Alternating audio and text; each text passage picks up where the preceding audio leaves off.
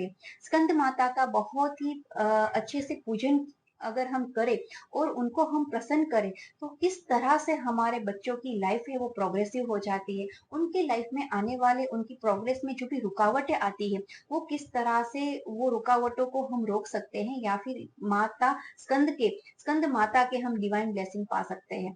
तो आपको करना क्या है, उस दिन 5वें नवरात्रि पे आपको स्कंद माता की पूजा करनी है। स्कंद माता है वो कार्तिकेय की माता है, और कार्तिकेय लॉर्ड शिवा के जो पुत्र कार्तिकेय है, मैं उनकी बात कर रही हूँ, उनकी माता है। और कार्तिकेय का एक दूसरा नाम स्कंद भी है।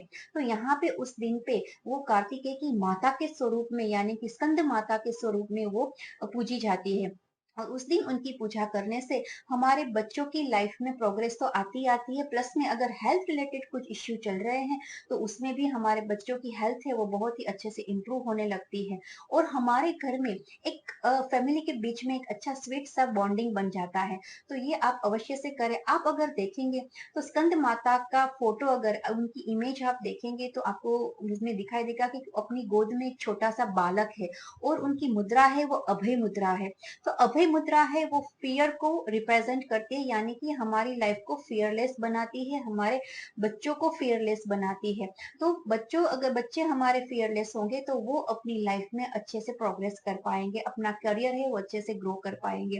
तो इसीलिए आप उस दिन सिर्फ स्कंद माता के सामने बैठ के, और उनको मैं आपके साथ मंत्र भी शेयर करूंगी, और उनके आपको कौन सा दीपक जलाना है, तो आपको वहां पे शुद्ध घी का दीपक जलाना है। और उनको पीले फूल बहुत ही पसंद है, तो पीले फूल वहां पे उनको अर्पित करें। उसके साथ आप उनको केले का भोग लगाएं। केले के भोग लगाने के बाद आप वहां पे सभी घर में केले के भोग का प्रसाद ले, और बच्चों को वो एक पूरा केला दे दे खाने के लिए। उसका पार्ट ना करे, उसको बांटे नहीं, यानी कि पूरा केला ही एक आपको उनको खिला दे, बाकी सब घर में ले सकते हैं।